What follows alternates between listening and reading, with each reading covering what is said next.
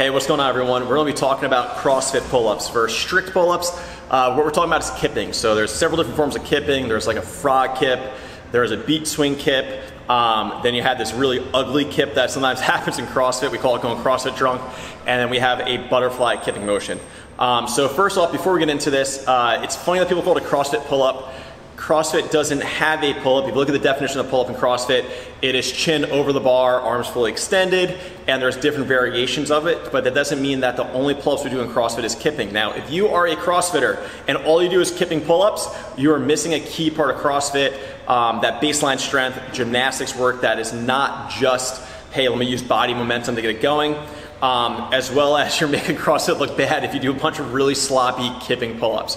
So if CrossFit has affected your life, it's made a positive change for you, a positive impact in your life, and you're out there doing really ugly kipping pull-ups, you're making CrossFit look bad. So please fix that. Please have the requirement for baseline strength. So what we do here is kipping is a more advanced gymnastics progression. So if you look in gymnastics, there's bent arm motion, there's straight arm, a lot of guys gymnastics based on the upper body. Let's make the body one unit and then just move through the shoulder joint or through the elbows and shoulders. A lot of times women's stuff has a tendency to focus on the bottom half of the body, and that's how it's been for years and years and years. And one of the neat thing about CrossFit is now more and more women are doing ring muscle ups, strict kipping, bar muscle ups, bar work, parallettes, press to handstands, all different motions. And there's different progressions we want to go through. So we've done a video of this before with gymnastics where you want to go isometric, be able to breathe isometrically, and then move, and then be able to breathe, kind of moving through controlled range of motion, and then you can start adding momentum and kipping and different things like that to it. So first comes to first, we want you to have strict pull-ups before you do kipping, and we want you to have full range of motion.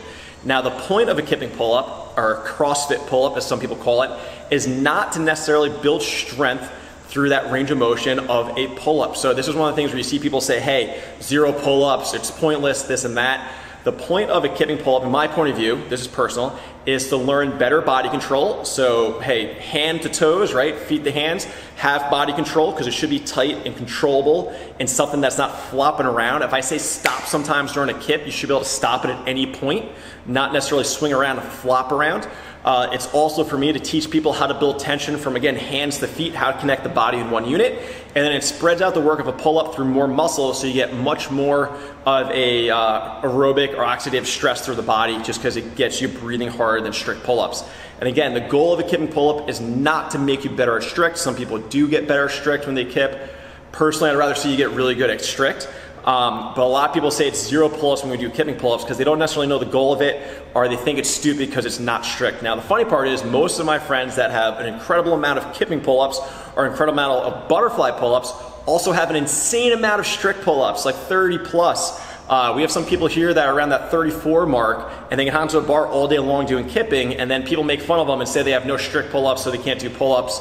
Meanwhile, they have more strict pull-ups than almost every single bro that I know commenting on the videos. All right, so before you make fun of kipping pull-ups, understand what they're there for, understand their place in a conditioning workout. They're not there for strength, they're not there for hypertrophy, all right? They're not there for muscle density work. Now there is some benefit, your ligaments and tendons might get stronger if you have the prerequisite baseline strength for it, but just understand what the point of CrossFit pull-ups are for, right? They're there to increase power output, spread the requirement of doing a pull-up over your whole body, and to learn some basic agility, coordination, and body control. All right, so before you hammer it, understand what it's about. Love to hear your thoughts on it.